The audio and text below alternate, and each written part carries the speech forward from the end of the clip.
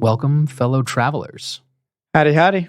How you doing, Ned? I'm doing good, man. How are you doing? I'm good. I'm going to go ahead and apologize. Any listeners out there, my voice is a little gone today from a long weekend of weddings and being in Atlanta, seeing people, and last night. And Braves baseball. A little bit of cheering. We got, I don't even know how to celebrate it. I'm sure most of our listeners aren't Braves fans, but you and I happen to be. Yes, we had a big old night winning the World Series, breaking the Atlanta curse. Lots of chicken, Lord's chicken. Lots of looking Chick-fil-A. over us. Yeah, we had the Georgia Spirit in my house and bought a bunch of Chick-fil-A, and it was a good night, man. It was a great night. Yeah, we could have been watching baseball tonight and been really nervous about it.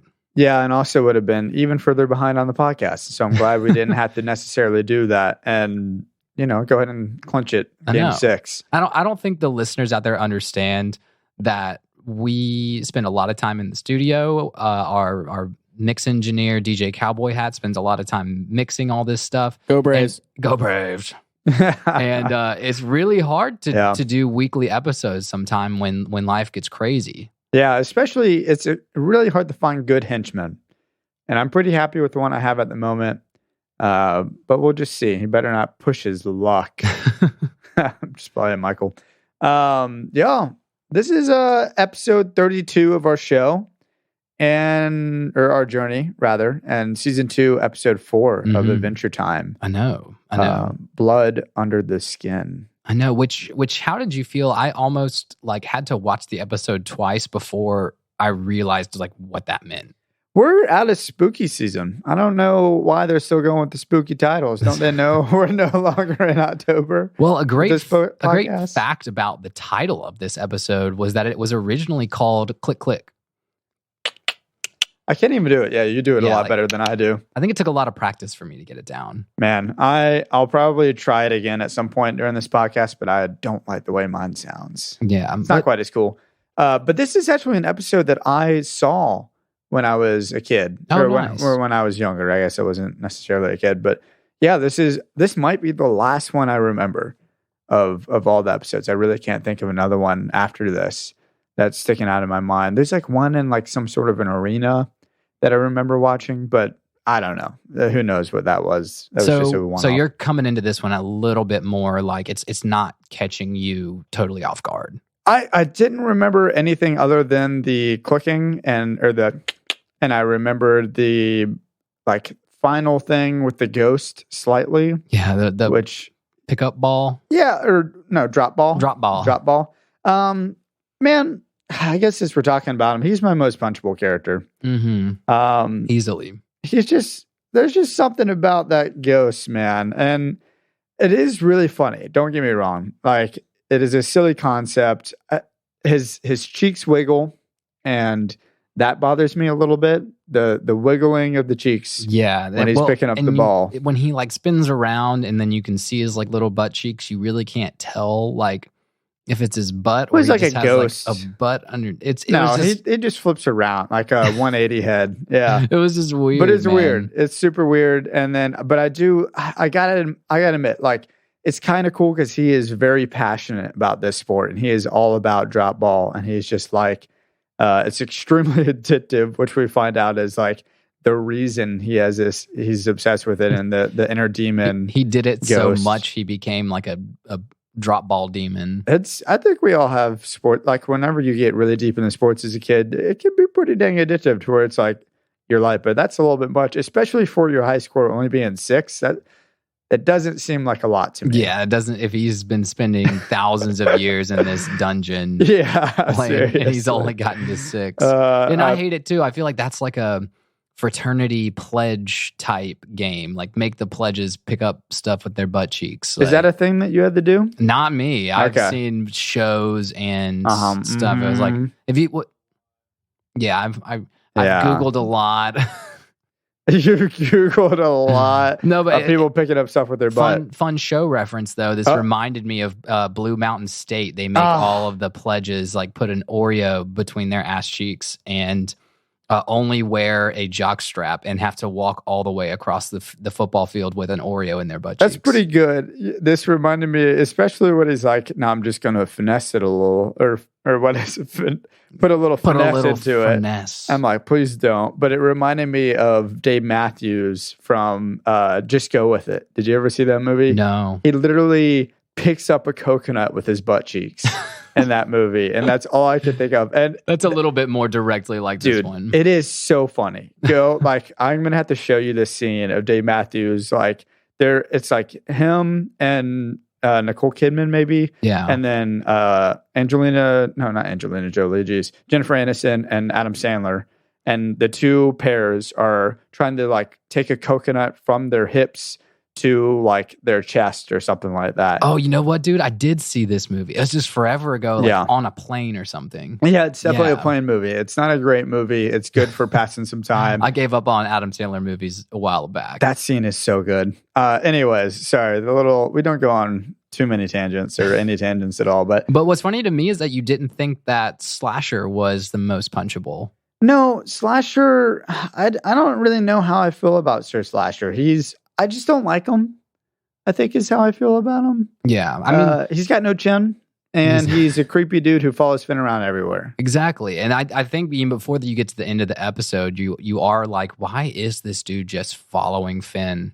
Like, he's got nothing better to do. But they use him. I like Sir Slasher in the sense that they use him in fun ways. Like, he does appear randomly throughout the episode, just like out of the blue. He's got a weird kind of like quasi theme song. The crows like flying out from the earth. I like what they're doing there, and it's very immediate and it disrupts whatever's like the flow of the episode a little bit. Mm-hmm. And he's got a couple good like one-liners where he's like, later losers and stuff like that. He's got a pretty pink horse. And he's like, your grandkids will sing this song for generations. Now that is like the moment though. That is one of my favorite moments of this episode. What is it? Grandfathers will sing that to their grandchildren for generations to come. And it reminded me again, not a tangent, but Name of the Wind, for all of you out there that love Name of the Wind, Quoth is the main character of this book series. And he has a couple of times when in present tense, he's talking about his past. The whole book is about his childhood, whatever. And he's like, oh yeah, I wrote this song.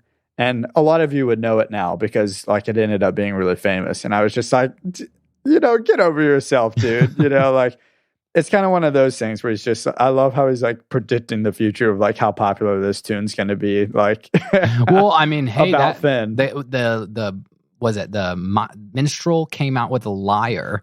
And then the song in the background was like John Mayer sounding guitar. Yeah. I was like, this is not even like a minstrel song. No, it's not really at all.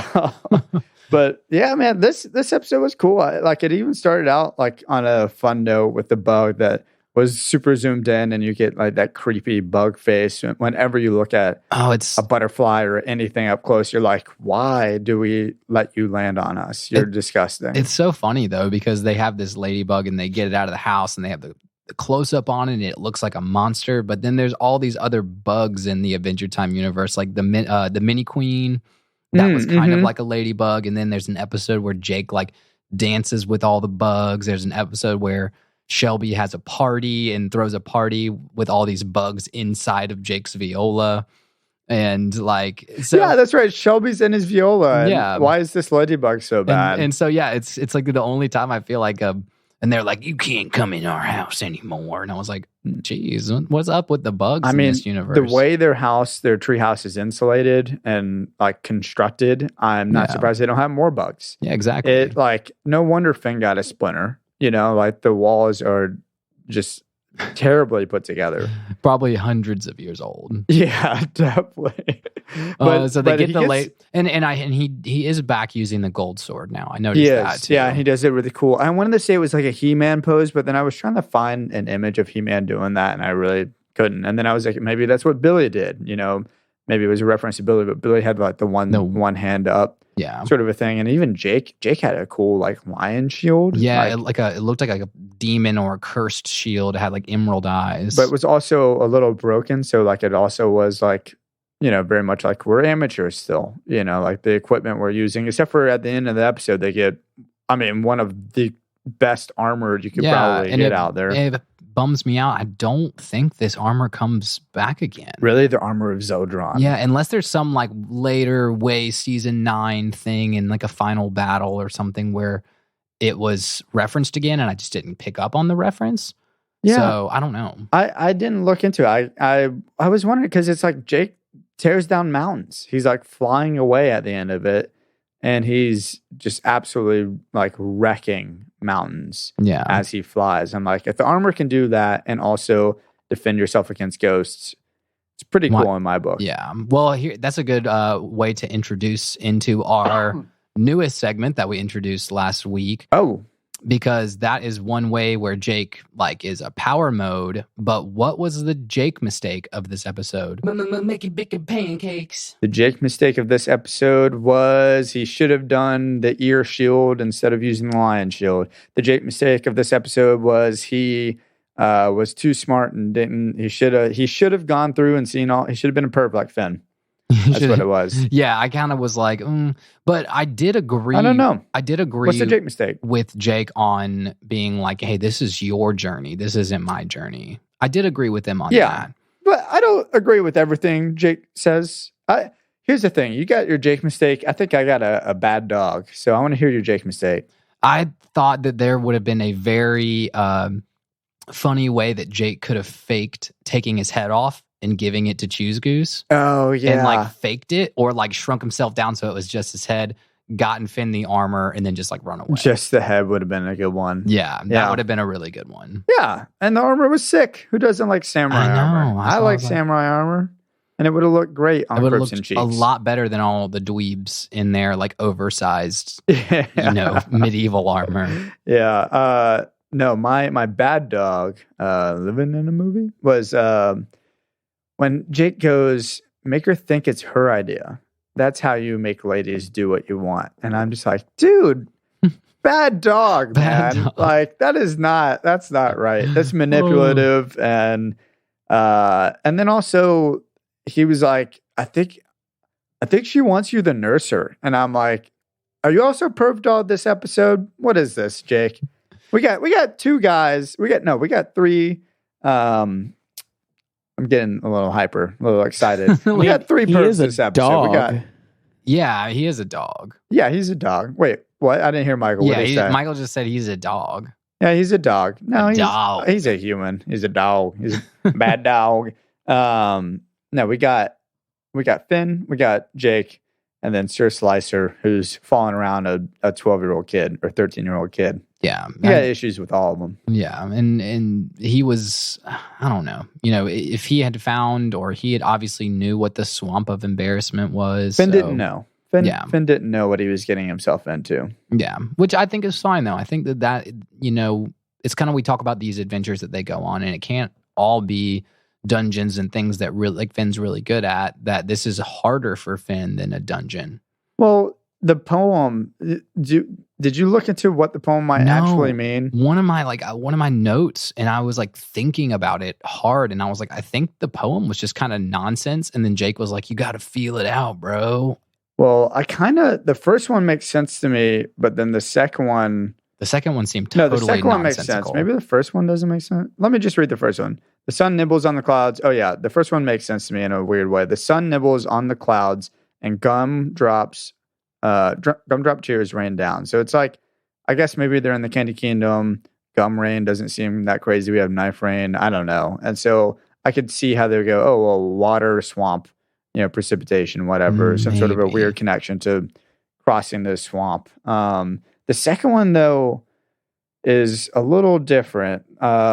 The meadow weeps as morning sings of milk and honey and things to come. And so I can't think of anything that would have any meaning other than, I don't know, something is interrupting just the way that morning normally happens, and that's the weeping monster. Yeah. or the echoing in the woods. Or Yeah. whatever. The weeping is the only thing that makes sense, but that would be like, well, It's oddly convenient. I don't Is that know. monster always weeping? I don't know. yeah. Who knows, man? But and then Milk and Honey and Things to Come could have been something about the only way to make her stop crying was to like impersonate a baby. Impersonate like something about the nourishment of, I don't know. I'm glad we don't have a riddle podcast because we're not good at that stuff. Yeah, and it wasn't even. It was definitely a riddle type clues, and I was like, oh. Yeah, it's a weird poem. Like I don't think poems are supposed to have answers, anyways. But they definitely sound more like riddles to me. But it was given to him by the Choose Goose. Choose Goose. What do you think of Choose Goose? I like Choose Goose. Yeah, I think Choose Goose might be my lovely of the episode. Give me some sugar, baby. Wow, really? Yeah. Well, Okay. and it's because Choose Goose has some more redeeming moments in some future episodes. Does he? Yeah, and this is the first appearance of Choose Goose, so I think it kind of makes me like happy, you know. I read somewhere that Choose Goose is like he comes back and he has items for them, except for they're almost always like not useful. Yeah, he is a chaotic good character. Okay. Yeah. Well, I can get behind that. I don't think he's my lovely. I think he's a little tacky and I hate him. He's a little tacky and I hate him. But that's, I don't know. It's his outfit, his eyes. He's spilling wine all over his own merch or juice, I guess. All over his I was own going to mention, I was merch. like, do you think he's just weird or is he just like totally blasted? Is he all right? I don't know if he's all right. That was my question for you. I'm like, sometimes it seems like he can stand up. But then sometimes he's like laying really awkwardly and he's got noodle legs. And I'm just like, what is up with this goose dude? It's too much goose juice. But he gets slapped by Finn. And I was like, thank goodness, man. But that's where Finn gets the thimble, which is such a funny reoccurring joke in the episode is him getting ripped up by people for having the thimble. No, my lovely actually was the broom-headed knight. Oh, just because it had a broom head. Well, it's a broom head, but I think he's the one that screams. What was he saying? He's like, "Look at his butt! Look at his butt! Look at his butt! Protect his butt!" You know, like that. I think that's why he's my favorite. I couldn't pick out which one it was, but he seems like the most like potential. I don't know. He seems like he has the most potential for saying that in that moment, the way everyone's reacting around him. And also the broom on his head, like, that's not helping you at all. It's not practical. It's like way less cool than like a Spartan mohawk or something, you know, or a gladiator mohawk. Yeah. And it was like, not turned like a gladiator. It was like turned totally flat on the top. Yeah, man. I think armor is overrated in some ways, or at least that much armor. But, and I think that was the point, is that armor was overrated and that like armor is useless unless you can use it. And yeah, it's got to protect your vitals, you know, like protect what you got to protect with armor. But otherwise, I don't know. I mean, the only thing cool that Slicer did do was like when that redheaded beast tried to hit him and he was like, and like threw his arm up and blocked the punch. I was like, okay, like at least. See, I can't even do it. That was so bad. He was pretty. There you go. Much better. Jeez. Yeah, man. I totally agree. It's a good episode. I really do think this is one of my higher up episodes. Yeah, it has that adventure aspect to it that we've had on our favorite episodes. Kind of like the intro, the start, like the 2 or 3 qualms, 2 or 3 like things we have to get over. And then the final dungeon, final boss, whatever, know. It's definitely my top 4 for this season so far. Definitely in the top 4 out of the 4 we've watched. Yeah. Man, I think we might need to go make some money. Yeah, we have actually we're gonna do a double ad episode, or we got lots of money coming in this episode. Yeah. Double the money, double the sponsors, double the terrible improv. Nice. We'll send it. Full send right now. See y'all. If you're embarrassed or feel real hairless, I've got a thing for you. A rub that solves and will evolve the face that looks like poo. So buy my cream, it is a dream. It'll make your troubles vanish. To hide the red that's on your head, you'll come across as a manish. At Schmeckles the jar for less than a car, just rub it on your face. And then you'll see that just like me, you'll greet the world with grace. This has been an ad for Choose Goose's Embarrassment Be Gone cream. Welcome, fellow travelers, to Take Snake's Open Door General Store. We've got your spicy peppers, chests and checkers, boxes of foxes, and sticks for chicks. Take more than you need, and please try our mead. At Take Snakes, you will never leave empty-handed and will be delighted by everything handmade and sanded. Take Snake's Open Door General Store. It's a commercial. And we're back. Back at it. Hey, what's up, y'all? Ned, what? I feel like the Zeldron armor was deceivingly easy to get at first. Difficult. Sorry, It was deceivingly difficult to get because it's a door. It says, the armor's in here or whatever.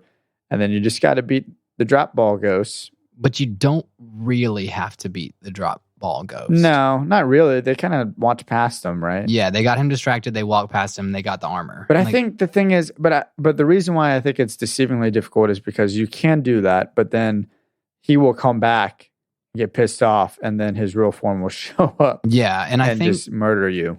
He was like, you have to beat me at drop ball. Mm-hmm. But also I was like, there has to be something that even if you did, he probably would have still gotten mad at you. Yeah. And then turned into the ghost. The evil ghost.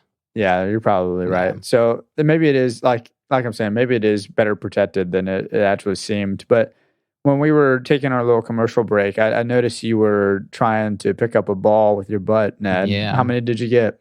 3 soccer balls. 3 soccer balls in one pickup. 1 butt cheek pickup. That is so impressive. I looked away because I was like, I can't see this. He's doing it bare butt. Bare bones. I'm just glad I'm in the other room. Yeah, Russell's totally naked right now. I've only got my socks on. It's true. It's it's the only way to do podcasts. Mm-hmm. Otherwise, you're not getting down into the deep on things with your partner, and you just don't really know the other person unless you're nude. Well, talking about getting down in the deep, though. Yeah, down in the deep. I wanted to know, this whole episode's about Finn being embarrassed. Title is Finn being embarrassed. He's red-faced basically the whole episode. So, what's your relating moment here? Did you have a childhood embarrassment moment on the playground? Man, I tried so hard to think of funny, good, embarrassing moments because my life has been filled with embarrassment. Mostly my father's toward myself. And I'm just kidding. No, I'm just the kind of guy who has really embarrassing moments every couple of weeks. And so I don't feel like at this point, I'll be bummed about it and then I'll just block it out. I feel like at some point something is blocking just gonna out the haters. Yeah, something's just gonna make me go, oh my gosh, my life. At some point it'll I'll have a smell or something. You know how smell can trigger memory. Mm-hmm. What I have written down is I remember at one point peeing my pants in kindergarten, and that really bumming me out because I didn't have extra pants at kindergarten or whatever, and I think they had to call my mom, and that's that's embarrassing, man. That's not old. That's a really core memory there. Yeah, for being 5 years old. Is kindergarten old for peeing your pants? No, Am I more embarrassed? I'm about to be embarrassed. I say it's an old memory. Oh, okay. Okay. Being embarrassed in kindergarten specifically. Yeah, maybe I should be embarrassed that it's a core memory, and that's something that I still remember. I also, one time, I think in college, this happened so many times that I stopped being embarrassed by it, but I would drive to campus and then take a bus home later on. And then as soon as I would get off the bus, or I'd walk to my house and I wouldn't see my car there, and then it would hit me that my car was back on campus. And I would have to ask a roommate to go get my car. That's funny. That always embarrassed me. What about you, man? Oh, man, I think my one from elementary school had to have been doing the presidential fitness test that we always had to do for some reason. And somebody was holding my feet doing sit-ups, and I had a solid fart in the gym on the upward part of a sit-up, and it was really loud, and everybody laughed, and I was so embarrassed. That's so common though, man. I know, but it's dude, that's 5th grade. That's that's embarrassing. That's when, and that's actually, I bring that up too, because I think that this is an integral part of Finn's adolescence experience, is that really Finn's character in season 1 comes across as somebody who's like brash and bold and like doesn't care about anything and doesn't let things get under his skin.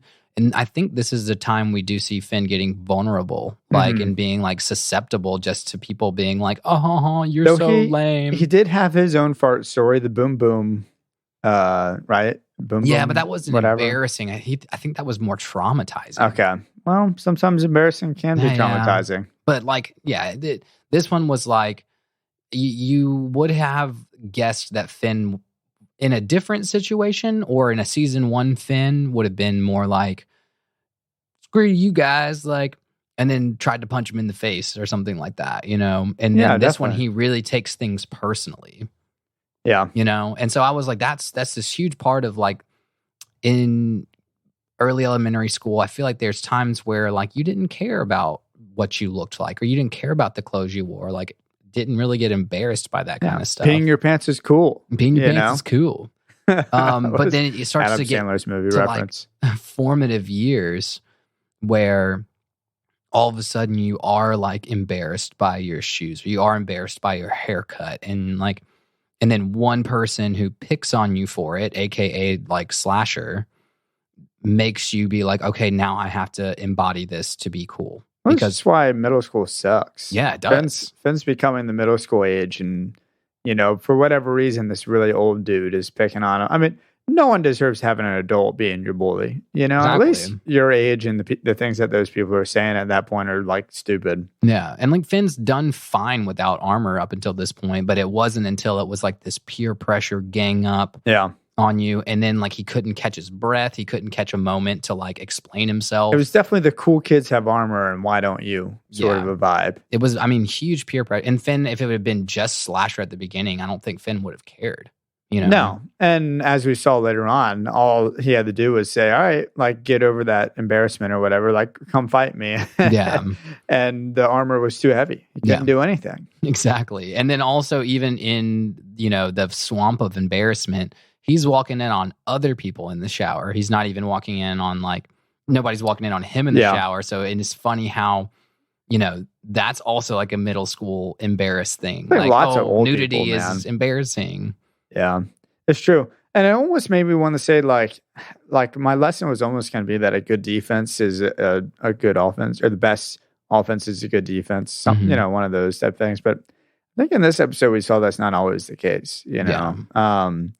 But yeah, as far as the embarrassing storyline goes, it is a through line of this entire episode, and I feel like it's done really well without being overbearing or in any way. And embarrassment is a interesting emotion to try and construe in a cartoon episode, anyways. Yeah, and they do it so delicately. I almost had to watch it and think about it twice. If you just watched this one 10 minutes, you'd been like, boom, he was embarrassed. Boom, he wasn't. Like. But then I realized that they even used Jake to prop up the lesson behind this whole episode, is that Jake at the beginning says, Finn, this is your thing. Like, I'm going to let you I'm going to jump, stretch over the swamp. I'll meet you on the other side. Finn has to go defeat the beast and everything like that. So I was like, Jake is obviously coming from this whole, like, I'm more mature. This is a formative test you have to go through of being embarrassed. Yeah, good for Jake to identify that. Mm-hmm. And then Jake at the end shows Finn that if you embrace qualities that are embarrassing, you're pretty much like nobody can hurt you. And I think that's how we can go ahead and say that that's my lesson, is that just embracing those qualities, embracing the woman armor as Jake does, and just is just like, I'm a woman warrior, like I am your mama. Oh gosh. Oh, I was gonna. Yeah, that's your lesson. Yeah, and then I think Finn kind of gets it at the end where he's like, dude, you can't embarrass me anymore. Like it's not gonna get to me. You know, it will eventually. Something else will embarrass him. Yeah, and something else will. Yeah. I mean, there's a lot of future scenes with Finn and girls that he's very embarrassed in learning. Yeah, dude, it's funny that you brought up when Jake's wearing the armor. That's my beef of the episode. Your beef? My beef is with the animators. why'd they have to do that to Jake's legs? The long, it's not even legs. the view. It's just, why has he got to have those, like, remember in the SpongeBob movie when Patrick is giant, he's got the huge legs, he's got the fishnets. Mm-hmm. It's kind of what Jake's legs reminded. Like, they didn't have to do that. Maybe it was funny they didn't want him to be totally feminine, so they gave him like cartoonish long legs. He's definitely ghost. He's like a ghost Viking mom sort of a thing. Like, or sorry, I think the ghost saw him as his mom, right, or whatever. But I think it's because it's like he looked like a Viking woman sort of a thing, and maybe the ghost is a Viking. I'm just like pulling at strings. I'm like, something's got to get out. Something's got it. I think they just like, I don't know, making it weird and then showing off like Jake's stretchy powers. Yeah, which does bring me to a question for you. What is your experience with women's clothes? What is my experience with women's? Not much. Maybe some Halloween costumes. Okay, what? I did have an embarrassing moment where in 4th grade, I think I wore my sister's jeans to school and didn't know like halfway through the day. It was very embarrassing. Which sister? That's a little my embarrassing. older sister. It's a little embarrassing, but it's, I imagine it's probably hard to tell that it's women's jeans. Yeah, I mean, I think it was like she was in 5th. Did anyone notice? I don't think so. Okay. Well, yeah, I guess that's before too. Like guys start to get bigger than girls. You would have known though. If that was the case, you'd be like, these are way too tight. These aren't mine. It was like right at the point she wasn't wearing like girl jeans. It was like 3rd and 5th grade or something like that. Do you have any? You said you had a costume. Do you have a costume? I'm trying to remember. I'm putting you on the spot a little bit. The only thing I can really think of was trying on my mom's shoes in her closet when I was like really young. But then I can't remember. Someone said something to me and I took them off and I don't think I ever did it again. But I don't know. I think they were just heels. I think I put on heels, or something. I was probably like under 10 years old. I've definitely done that to like go take the dog out at night and wear like my mom's heels and been like, I don't want to go upstairs and get my shoes. I thought you were going to say your wife's heels. No. That happened to be by the door. I would break her heels in half. Yeah, that's funny, man. Yeah, I also was thinking of like, for whatever reason, when I think of like a dude in women's clothes, the first thing that comes to my mind is Kurt Cobain. It's like, and I looked it up. It was a 1992 Live at Reading when he's in a dress and he comes out in like the wheelchair. Great concert. And then In Bloom music video. Mm-hmm. He kind of does like a Buddy Holly for some scenes and then in a dress in them wrecking the stage and like the other like side of the song or whatever. But yeah, I don't know. I just wanted to ask and see, get your thoughts. Hey, that's a good like, conceptual pull in that like Kurt Cobain did it. Harry Styles, like, oh yeah, he dresses really like feminine, comes out and dresses whatever sometimes, and like he just freaking owns it. And definitely. All of a sudden, I feel like Harry Styles. I'm a little skeptical if that's like him or just like a thing that he's putting on to be famous. But it really doesn't matter. No, I guess not. He's still up on stage, not being embarrassed about it. So again, and he has good intentions, probably. So. But now, but I've tied in now the woman's clothes back into our theme of the episode. That like embarrassment, just freaking, you can own anything, and really, I would say like an incredible quality that I wish that I had, and I try to have it sometime, is to have that like unabashedly unembarrassed about how you just live your life. Yeah, and never think like second guessing. As silly as it is, like even down to like fingernail polish. Like we've had friends or like we know people who are guys or whatever and have worn fingernail polish, and I'm just like, dude, that's awesome. Like I wish I was more capable of doing something like that myself. Because I think it's a cool whatever self-expression, whatever thing. You're not doing it for anyone else, and who cares what anyone else thinks. Russell, I think you are cool enough. Michael says you're cool. Michael, what are your intentions behind that statement?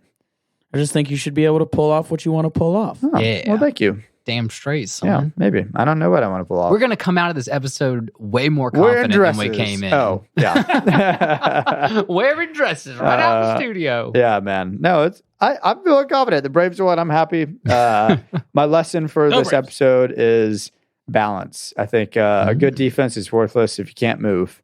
And I just want to cough over at you, Batman. We're looking at you. Move your neck in this upcoming movie. I hope you can move your I neck. hope you can move your neck. Because there's been movies in the past where you couldn't, and it's got to hinder you. But that's my only lesson. I've got 3 lessons right here. Okay. I've got 1, Jake is smarter than everyone else. 2, ladybugs suck and are secretly evil. And then number 3, on the serious note, you gotta embrace your embarrassment, and we can't mask it with falsity. I think that's those are 2 things that kind of go together. Yeah. Is that like anything you embrace with confidence, like all of a sudden you're not going to get made fun of that. Like if people make fun of us for a specific thing or say it's weird, and then you're just like, okay, then people will never bother you again. Confidence is huge, even if you got to fake it a little bit. Like, but people respect that. On the flip side of that, don't mask it with a falsity. So like, and I don't want to sound preachy or anything with this one too. But I thought that was like a cool thing to be like, oh yeah, you may get made fun of in middle school for not being on the football team, or may get made fun of for not having a specific style, the Nashville style. But if that's not you, and like if we were to adopt East Nashville style just to be cool, we would fit in. But like we would be just like the Knight, we would be just like Slasher, that we would have that like facade, and then when we were be put into action and show our true characters, we would fall off the horse and be like, meh. I want to be like Slasher. He's got a pink horse. The slinging Slasher. Sir Slasher. Okay, I think I got another lesson then. All right, hit me with it. Finger protection's important. I think, having a thimble is fine. I've also heard that, soap and trimming up your fingernails can be important too. But anyways. At least your lesson was always wear protection. Always wear protection. It was pretty close. It was pretty close. Well, I don't, we don't really know what our demographic is. And I think I'm skewing toward people that are old enough to have sexual experiences, and you're skewing a little closer to like kids in 5th grade. I was saying, hey, at least that one flew under the radar, right? You're like middle school kids, like we're figuring it out. We want to have for everybody. We want to have that Shrek humor where it's something for everybody, but all the good jokes fly right under the radar. Oh man, look at his butt. That's look at his butt. The best part of this episode.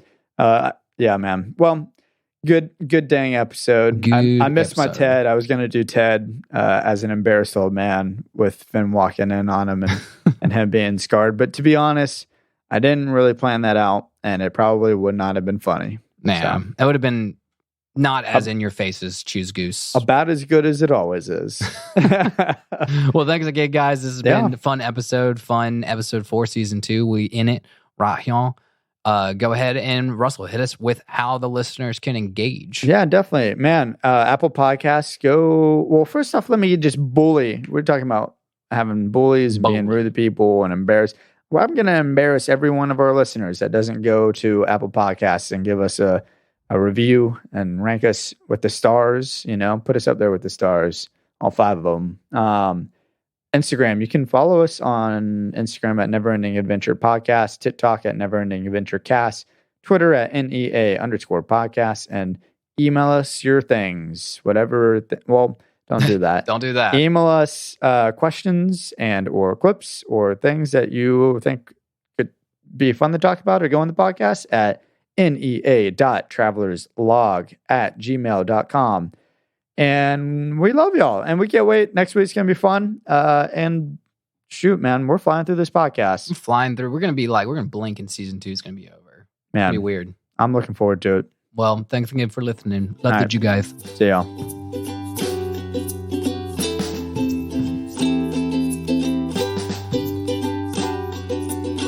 Hey guys, this is DJ Cowboy Hat. Thanks for listening to Never Ending Adventure with Russell Tyndall and Ned Pruitt. Stay traveling.